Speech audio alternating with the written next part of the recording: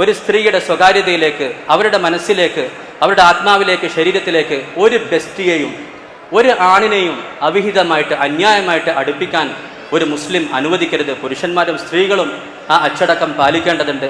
ഈ ഭാര്യ ഭർത്താക്കന്മാരുടെ ഈ ഉറച്ച വിശ്വാസമുള്ള ബന്ധത്തിൽ എന്ത് പ്രതിസന്ധികൾ വന്നാലും അതൊക്കെ അവർക്ക് തരണം ചെയ്യാൻ പറ്റും. ആ ഉറപ്പിലും വിശ്വാസത്തിലും കുറവ് വന്നാൽ പിന്നെ പ്രയാസങ്ങൾ പതുക്കെ കൂടി വരും. നമുക്കറിയാലോ, റോളർ കോസ്റ്റർ റൈഡിൽ വല്ലാതെ ആടി ഉലഞ്ഞുകൊണ്ട് അത് പോവാണ്. വലത്തേ ഭാഗത്തേക്ക് ചെരിയുന്നുണ്ട്, ഇടത്തോട്ട് പോകുന്നുണ്ട്, മുകളിൽ നിന്ന് താഴെ കിട്ടതുപോലെ വരുന്നുണ്ട്. പക്ഷെ അതിലൊരു ബന്ധനമുണ്ട്. അതിലുള്ള കെട്ടുറപ്പിലാണ് ആ റൈഡ് നടക്കുന്നത്. അതില്ലെങ്കിൽ തെറിച്ചു പോകും. ഇതേപോലെ ഭാര്യയെ പറ്റി വിശ്വാസമുണ്ട് ഭർത്താവിന്, അതുപോലെ ഭർത്താവിനെ പറ്റി വിശ്വാസമുണ്ട് ഭാര്യയ്ക്ക്.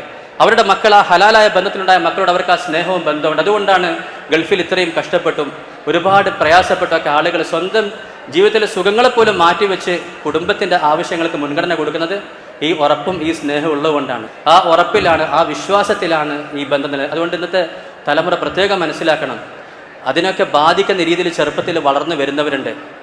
ഇസ്ലാമിലെ ഹലാൽ ഹറാമുകളെ വിട്ടുകൊണ്ട് തുറന്ന രീതിയിൽ സമീപനം സ്വീകരിക്കുന്നവർ. എവിടെയെങ്കിലും എന്തെങ്കിലും ഒരു ബന്ധം വന്നു, പിന്നെ വേറൊരു ബന്ധം, പിന്നെ അവസാനം നല്ല രീതിയിൽ ഹലാലായ രീതിയിൽ ജീവിക്കണമെന്ന് ആഗ്രഹിക്കുമ്പോൾ പോലും ഒരു പഴയ ക്യാൻസർ പോലെ അവരുടെ ഉള്ളിൽ ഏതെങ്കിലും പഴയ ബന്ധങ്ങളുടെ ലാഞ്ചനങ്ങൾ അവരെ ബുദ്ധിമുട്ടിക്കാൻ നമുക്ക് കാണാൻ സാധിക്കും. അതുകൊണ്ട് ദീനിൽ പറഞ്ഞിരിക്കുന്ന സംഗതി, ഒരു സ്ത്രീയുടെ ശരീരം, അവരുടെ മനസ്സ്, അവരുടെ വികാരങ്ങൾ, അവരുടെ പ്രൈവസി ഹറമ് പോലെ പരിശുദ്ധമാണ്. നമ്മൾ വായിക്കും ഹറം എന്ന് പറയും. ഹറം നിരോധിത മേഖല എന്നർത്ഥം. അവിടെ പല നിയമങ്ങളും പാലിക്കേണ്ടതുണ്ട്, അവിടെ മര്യാദകൾ പാലിക്കേണ്ടതുണ്ട്. ഇതേ വാക്കാണ് സ്ത്രീകളുടെ കാര്യത്തിൽ നമ്മൾ ഉപയോഗിക്കുന്നത്. ഹുർമ എന്നാണ് അറബികൾ ഭാര്യയ്ക്ക് പറയാം. ഹുർമ ഫാമിലി ഉണ്ടെന്നർത്ഥം, സ്ത്രീകളുണ്ടെന്നർത്ഥം.